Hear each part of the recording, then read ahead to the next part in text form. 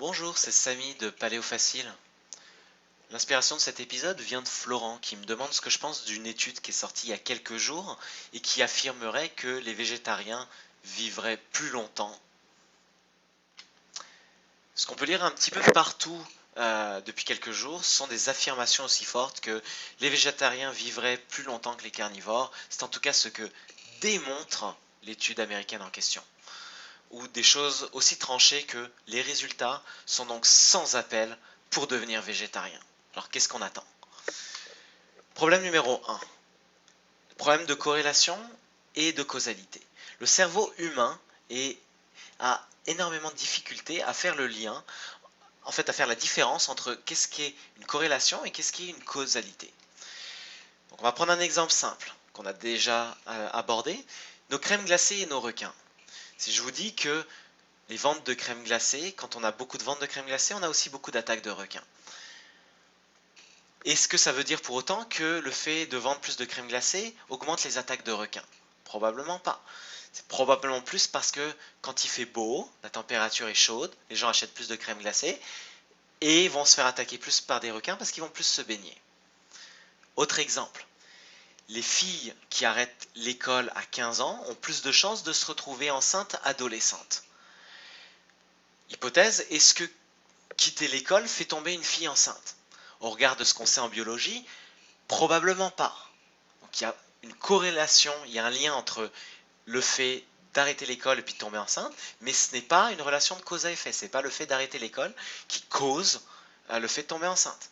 Encore un autre exemple, les joueurs de basketball sont plus grands que la moyenne. On pourrait mettre l'hypothèse que jouer au basketball fait grandir, mais si on fait la moindre expérimentation là-dessus, on va se rendre compte que ça ne fonctionne pas. Il y a un lien entre les deux faits, mais il n'y a pas de relation de cause à effet. Donc, la démarche scientifique, ça fonctionne comment? On pose une question, on fait des observations, on va émettre une hypothèse qui est en accord avec ces observations, on va ensuite tester, valider cette hypothèse avec de l'expérimentation, et on va ensuite analyser les résultats, publier ces résultats et inviter les autres à reproduire les résultats pour voir si on est capable d'avoir des résultats qui sont cohérents et reproductibles. Mais intéressons-nous à faire des observations, émettre une hypothèse et tester cette hypothèse. Donc, tester une hypothèse. Pour faire ça, il faut de l'expérimentation. Toutes les expérimentations sont des études scientifiques, mais l'inverse n'est pas vrai. Toutes les études ne sont pas nécessairement des expérimentations. Dans une expérimentation, on divise en groupes qui sont statistiquement équivalents. Dans chaque groupe, on fait jouer une seule variable. On ajoute un groupe qui est un groupe de contrôle, qui est un groupe à qui on ne donne rien, on ne change rien, et on peut voir par exemple l'effet placebo. Et ensuite, on va voir que par exemple les meilleures expérimentations qui existent sont les études cliniques randomisées à double aveugle, c'est-à-dire dans lesquelles même le médecin ne sait pas quel traitement a eu tel patient. Donc, ça, c'est pour les études d'expérimentation. Mais l'étude qu'on a ici devant nous, qui affirme que les végétariens vivent plus longtemps, ce ne sont pas des études d'expérimentation, ce sont de l'épidémiologie, c'est-à-dire que tout ce qu'elles peuvent faire, ce sont suggérer des hypothèses. Si on regarde au sujet des hypothèses, le docteur John Ioannidis a publié un article qui montre que 80% des conclusions qui sont suggérées dans les études d'observation, c'est-à-dire épidémiologiques, c'est-à-dire les études comme cette étude présente, sont démontrées fausses. Donc 80% des conclusions qui sont suggérées sont fausses. Et c'est normal, parce que c'est normal de suggérer plein d'hypothèses et ensuite de valider ces hypothèses. Et les résultats négatifs sont aussi utiles pour la science que les résultats positifs. Mais il ne faut pas utiliser ces hypothèses comme si c'était des démonstrations. En résumé, vous vous rendez un grand service à faire la différence entre une étude d'observation et une étude d'intervention. La plupart des personnes ne comprennent pas cette subtilité.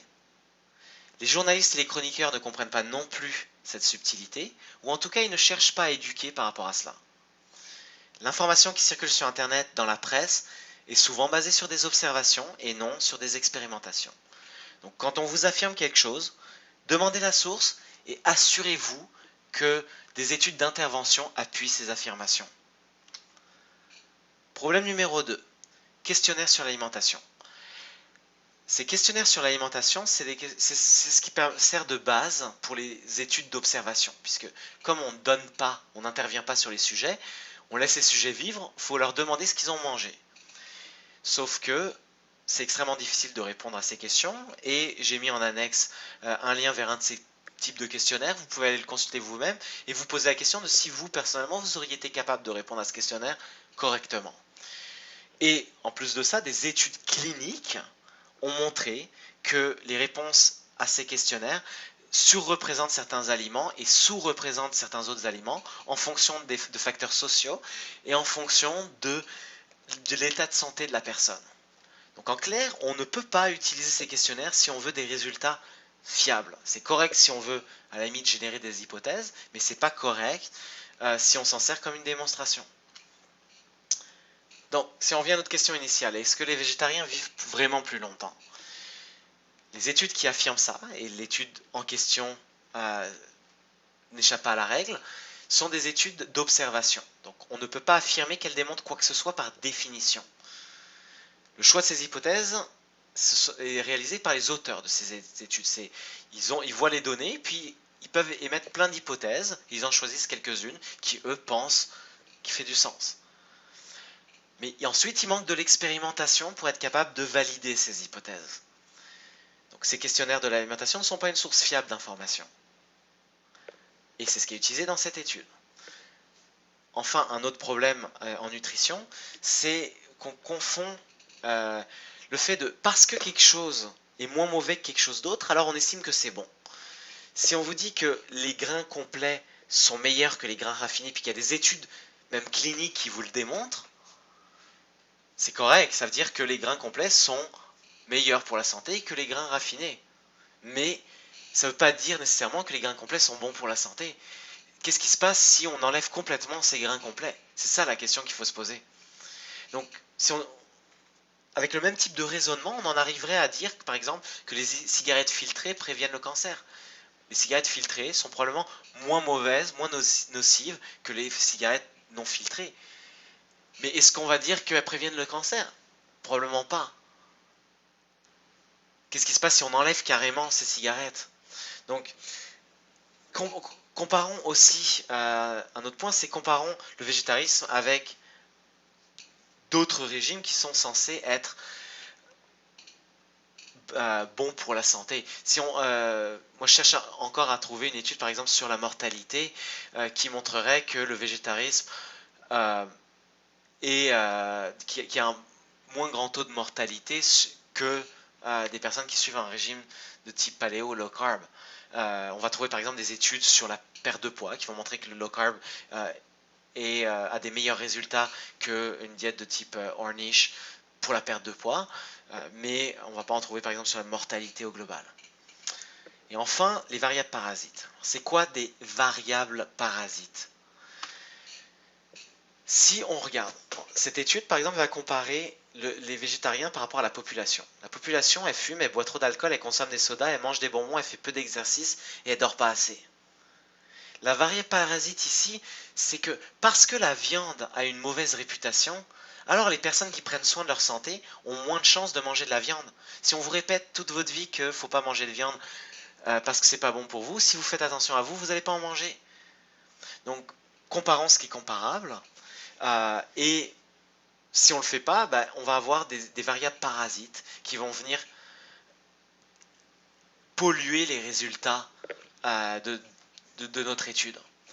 Donc, les auteurs de cette étude en particulier ont cherché à compenser statistiquement, mais le fait de compenser statistiquement, c'est pas assez, ça enlève simplement une partie des problèmes. Si on regarde par exemple d'autres études qui ont cherché à comparer ce qui était comparable, on va trouver une étude typiquement qui va comparer 11 000 végétariens avec des omnivores qui font leurs achats dans une épicerie santé. Donc, ce qui suggère que les personnes des deux bords cherchent à être en santé. Donc, ils vont probablement fumer moins ou pas fumer, boire moins d'alcool, pas trop consommer de soda et ainsi de suite. Et ce qu'on a vu, c'est que les deux groupes vivent plus longtemps que la population générale, mais qu'il n'y avait pas de différence entre les omnivores et les végétariens. Donc, quand on compare ce qui est comparable, les résultats sont moins clairs. Problème numéro 4. L'incohérence entre ce que dit l'étude et ce qu'en disent les médias. Si on regarde cette étude elle-même, son objectif est d'évaluer l'association entre les habitudes alimentaires végétariennes et la mortalité. Donc, les auteurs de cette étude ont bien compris qu'ils font une étude d'observation et que donc ils évaluent une association entre deux faits. Les médias, eux, ils ne l'ont pas compris. Ils reportent n'importe quoi. Ensuite, la conclusion de cette étude.